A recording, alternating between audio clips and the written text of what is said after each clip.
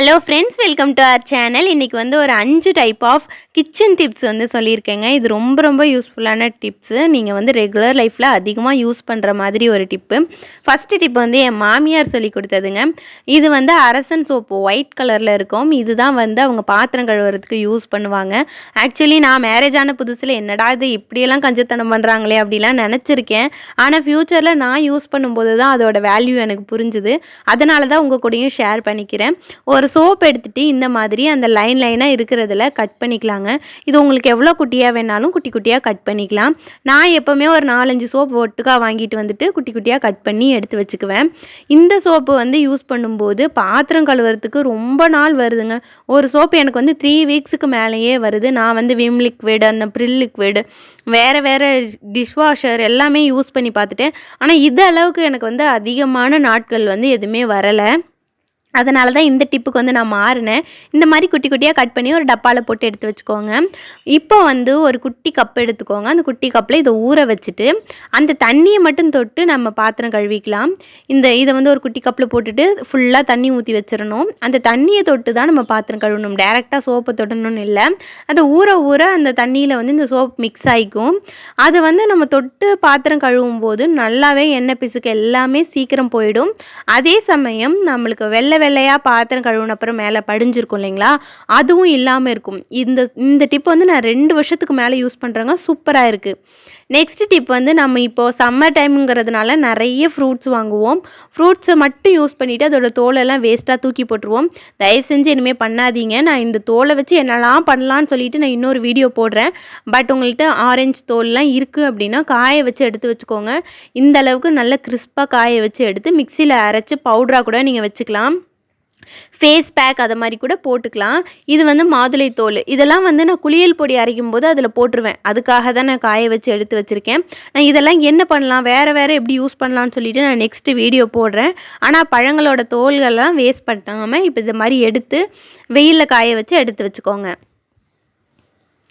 Next வந்து இப்போ எல்லாருமே செக்கு எண்ணெய்க்கு மாறிட்டு இருக்கோம். நம்ம எல்லாருமே எண்ணெய் ஆட்டி எவ்வளோ தான் நல்லா வச்சுருந்தாலும் அப்பப்போ வந்து செக்கு வாசம் அடிக்க ஆரம்பிச்சிடும். தேங்காய் எண்ணெயெல்லாம் ஆட்டும்போது ஒரு 2 ஏலக்காய் உள்ளே போட்டு ஆட்டிட்டீங்க அப்படின்னா அந்த செக்கு வாசம் வர்றது வந்து கொஞ்சம் லேட் ஆகும். வரவே வராதுன்னு சொல்ல முடியாது, வரத்துக்கு வாய்ப்பு இருக்குது. ஆனால் வந்து ரொம்ப சீக்கிரம் செக்கு வாசம் வந்துடாது. ஒரு வேளை அப்படி இருக்குது, எனக்கு மற்ற ஆயில்லையும் அதே மாதிரி தான் ஸ்மெல் வருது அப்படின்னா ஒரு மாதத்துக்கு ஒரு டைம் வந்து வெயிலில் நல்லா சுல்லுன்னு அடிக்கிற வெயிலில் எடுத்து வச்சுக்கோங்க. இல்லை ஏதாவது தூசு விழுந்துரும் அப்படின்னா மேலே இது மாதிரி ஒரு துணி போட்டு வெயிலில் காய வச்சு எடுத்து வச்சிங்க அப்படின்னா எண்ணெய் வந்து ரொம்ப நாள் செக்கு வாசமும் வராது. ஆனால் குவாலிட்டியும் சூப்பராக இருக்கும், மணமாகவும் இருக்கும். அடுத்த டிப்பு வந்து எல்லாருமே வந்து குக்கர் யூஸ் பண்ணுவோங்க. ஆனால் அதுக்குள்ளே வெயிட் யூஸ் பண்ணுவோமானா பண்ண மாட்டோம். எது கைக்கு சிக்குதோ அதை எடுத்து போட்டுக்குவோம். அதோடது எதுங்கிறதே நம்மளுக்கு மறந்துடும். நான் அதுக்கு ஒரு ஐடியா பண்ணியிருக்கேன். பெயிண்டால் அந்த குக்கரோட பேரும் அதோட சைஸும் எழுதி வச்சுருக்கேன். என்கிட்ட இருக்கிறது 2மே வந்து பட்டர்ஃப்ளை தாங்க. அதனால பிஎஃப் பிக்குன்னு எழுதியிருக்கேன். இது வந்து பெரிய குக்கருக்குள்ளது, அதனால பிஎஃப் பிக்குன்னு எழுதியிருக்கேன். அடுத்தது வந்து ஸ்மால் சைஸுங்க. இதுவும் பட்டர்ஃப்ளை தான். ஸோ வந்து பிஎஃப் ஸ்மால்னு எழுதி வச்சுருக்கேன். பெயிண்டால் எழுதுனதுனால இது கழுவும் போது கூட போகிறது இல்லைங்க. பார்த்தீங்கன்னா தெரியும், பிஎஃப் ஸ்மால்னு எழுதி வச்சுருக்கேன். ஸோ இந்த குக்கர் யூஸ் பண்ணும்போது டக்குன்னு எடுத்து போகிறதுக்கு எனக்கு ஈஸியாக இருக்குது. இது வந்து பழைய குக்கரு, பழசில் சின்ன குக்கரு. ஸோ இதுக்கு என்ன எழுதி வச்சுருக்கேன்னா ஓல்டு ஸ்மால்னு எழுதியிருக்கேன். ஏன்னா இது பழைய குக்கரில் ஞாபகமாக இருக்கணுன்றதுனால ஓல்டு ஸ்மால்னு எழுதி வச்சுருக்கேன். இதுலேயே பெரிய குக்கர் வந்து நான் யூஸ் பண்ணுறதில்ல. இப்போதைக்கு இது 3 தான் யூஸ் பண்ணுறேன். இது பருப்பு வேக வச்சதுனால இந்த கலரில் இருக்குது, ஒன்றும் நினச்சிக்காதீங்க. ஆனால் இந்த டிப் வந்து ரொம்ப ரொம்ப யூஸ்ஃபுல்லாக இருக்குங்க. அதோட வெயிட் அதுக்கே யூஸ் பண்ணும்போது ரொம்ப நாள் லைஃப் வரும்.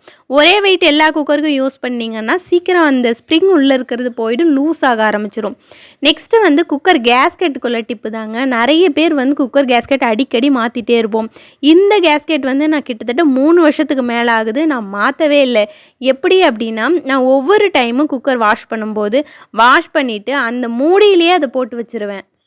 நிறைய பேர் வந்து தண்ணிக்குள்ளே போட்டு வச்சுருப்பாங்க. சில பேர் வந்து கழுவிட்டு எங்கேயாவது ஹேங் பண்ணி மாட்டி வச்சுருவாங்க, ஒரு ஆணிலையோ எதுலேயோ மாட்டி வச்சுருவாங்க. அந்த மாதிரிலாம் பண்ணோன்னா ஷேப் மாறிடும். நம்ம அடுத்த டைம் போடும்போது கரெக்டாக ஃபிட் ஆகாது. ஸோ வந்து நான் கழுவிட்டு உடனே அந்த ஷேப்புக்கு போட்டு வச்சுறதுனால ஷேப்பும் வந்து மாறாமல் அப்படியே இருக்கும். நான் எல்லா குக்கருக்கும் இப்படியே தாங்க பண்ணுறேன். 3 வருஷத்துக்கு மேலே ஆகுது. நான் இன்ன வரைக்கும் இதுக்கு வந்து கேஸ்கெட் மாற்றவே இல்லை. நீங்கள் குக்கர் கேஸ்கெட் வாங்குற அந்த கவர்லேயே பார்த்தீங்கன்னா அதுலேயே எழுதியிருப்பாங்க, நீங்கள் வந்து ட்ரை பண்ணி வைக்கணும், தண்ணிக்குள்ளெல்லாம் போடக்கூடாதுன்னு சொல்லிட்டு. அதனால நீங்க தண்ணிக்குள்ளலாம் போட வேண்டாம். நல்லா வாஷ் பண்ணிட்டு, எடுத்து கழட்டி கழுவிட்டு, அந்த மூடியிலேயே நீங்க போட்டு வச்சுட்டீங்க அப்படின்னா, அந்த ஷேப்லேயே இருக்கிறதுனால சீக்கிரமா அந்த கேஸ்கட் பிஞ்சு போறதுக்கோ, இல்ல சைஸ் மாறுறதுக்கோ வாய்ப்பில்ல. ரொம்ப நாள் வரும். இந்த டிப்ஸ்லாம் உங்களுக்கு யூஸ்ஃபுல்லா இருந்தா ஒரு லைக் குடுங்க. தேங்க்